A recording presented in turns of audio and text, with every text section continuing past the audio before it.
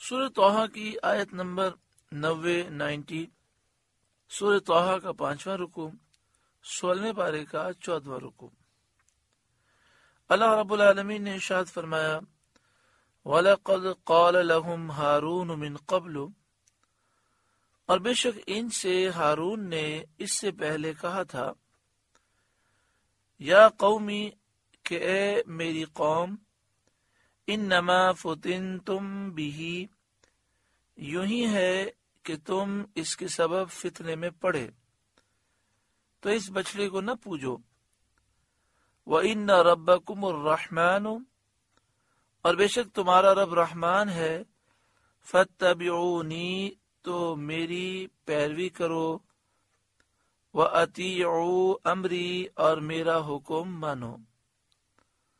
قالوا، وہ بولے، لن نبرح علیہ عاکفین، ہم تو اس پر آسن مارے جمے رہیں گے، یعنی پوجا کے لیے اس کے سامنے بیٹھے رہیں گے، بچڑے کی پوجا پر قائم رہیں گے اور آپ کی بات نہ مانیں گے، حتی یرجع الینا موسیٰ، جب تک ہمارے پاس موسیٰ لوٹ کے آئیں، یعنی جب موسیٰ علیہ السلام لوٹ کر آئیں گے اس وقت ہم سوچیں گے کیا کرنا ہے، اس سے پہلے تو ہم بچڑے کی پوجا ہی کرتے رہیں گے۔ اس پر حضرت ہارون علیہ السلام ان سے الگ ہو گئے، اور ہارون علیہ السلام کے ساتھ 12,000 وہ افراد تھے جنہوں نے بچڑے کی پوجا نہ کی تھی، وہ بھی الگ ہو گئے۔ ایک روایت کے مطابق 6 لاکھ بنی اسرائیلی تھے، بنی اسرائیل کی تعداد 6 لاکھ تھی، ان میں سے 12,000 نے بچڑے کی پوجا نہ کی، باقی سب بچڑے کی پوجا کر کے مرتد ہو گئے، مشرک ہو گئے، کافر ہو گئے۔ جب حضرت موسیٰ علیہ السلام واپس تشریف لائے تو آپ نے ان کے شور مچانے اور باجے بجانے کی آوازیں سنی، جو بچڑے کے گرد ناچتے تھے، یعنی جو لوگ بچڑے کے گرد ناچ رہے تھے وہ شور مچا رہے تھے اور باجے بجا رہے تھے۔ تب آپ نے اپنے 70 ساتھیوں سے، ہمراہیوں سے فرمایا، یہ فتنے کی آواز ہے۔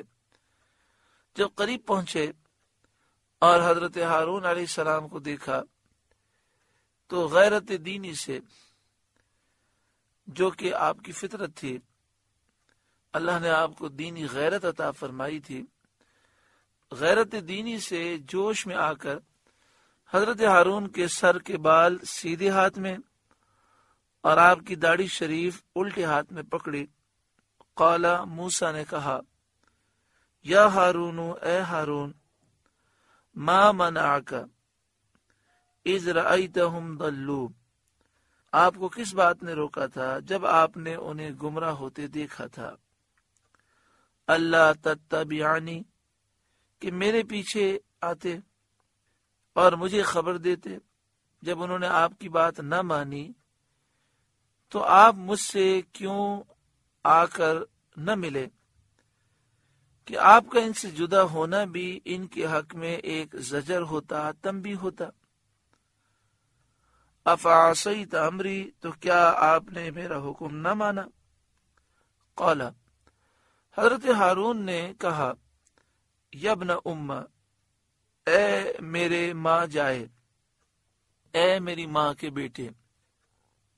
اس زمانے میں یہ ہوتا تھا کہ اگر کوئی سامنے والا جلال میں ہے تو اس کا نام لینے کے بجائے اس کی ماں کی طرف اس کی نسبت کی جائے، تو ماں کا نام سن کر جلال ٹھنڈا ہو جاتا۔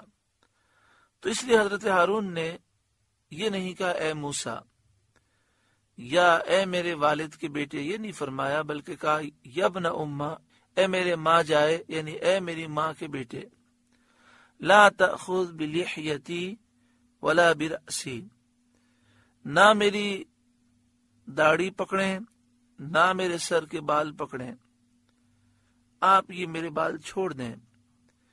انی خشیت ان تقول فرقت بین بنی اسرائیل، مجھے ڈر ہوا کہ آپ کہیں گے کہ تم نے بنی اسرائیل میں تفرقہ ڈال دیا، وَلَمْ تَرْقُبْ قَوْلِي، اور تم نے میری بات کا انتظار نہ کیا.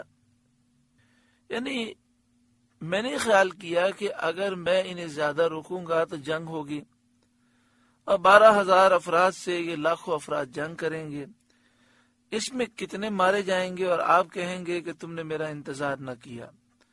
اور دوسری بات یہ کہ میں ان کو چھوڑ کر اگر آپ کے پاس آتا تو میں نے خیال کیا کہ آپ مجھے کہیں گے کہ تم 12,000 کو بھی چھوڑ کر آ گئے، اگر اس قوم نے انہیں بھی گمراہ کر دیا تو پھر کتنا بڑا نقصان ہوگا. یہاں پر معلوم یہ ہوا کہ اللہ کے نیک بندے اپنے ذاتی نقصان پر تو صبر کرتے ہیں، لیکن جب دین کا نقصان ہو جائے تو شدید انہیں غم، شدید افسوس اور شدید رنج ہوتا ہے. حضرت موسیٰ علیہ السلام نے جو حضرت ہارون علیہ السلام سے سوال کیا اور آپ نے سختی فرمائی، یہ اس شدید غم کی وجہ سے تھا. اللہ تبارک و تعالی ہمیں بھی دین کی محبت عطا فرمائے. دین کا نقصان ہو جائے اس پر افسوس کرنے میں بھی ثواب ملتا ہے اور اس سے بھی درجات بلند ہوتے ہیں. انسان کو پوری کوشش کرنی چاہیے کہ اس کی ذات سے دین کا نقصان نہ ہو، اور کبھی کسی کے ساتھ دیکھے کہ اس نے دین کا نقصان کیا تو اسے روکنا بھی چاہیے اور اس پر افسوس بھی ہونا چاہیے. تو یہ سن کر حضرت موسیٰ علیہ السلام سامری کی طرف متوجہ ہوئے. چنانچہ آپ نے فرمایا، قال، موسیٰ نے کہا، فما خطبک یا سامری، اب تیرا کیا حال ہے اے سامری، تو نے ایسا کیوں کیا، اس کی وجہ بتا. قال، سامری بولا، بصرت بما لم یبصروا به، میں نے وہ دیکھا جو لوگوں نے نہ دیکھا. یعنی میں نے حضرت جبریل علیہ السلام کو دیکھا، ان کو پہچان لیا، اور وہ ایسے گھوڑے پر سوار تھے جو اسب حیات تھا. یعنی وہ گھوڑا حیات دینے والا تھا، جہاں پر اس گھوڑے کا قدم پڑتا وہاں مٹی میں سبزہ اگ جاتا. میرے دل میں یہ بات آئی کہ میں ان کے گھوڑے کے نشان قدم کی خاک لے لوں. بعض مفسرین نے گھوڑی کا ذکر فرمایا کہ حضرت جبریل امین گھوڑی پر سوار ہو کر آئے تھے. اب یہ آپ کے گھوڑے یا گھوڑی کے پاؤں میں یہ تاثیر کیوں پیدا ہوئی؟ یہ حضرت جبریل امین کی برکت سے.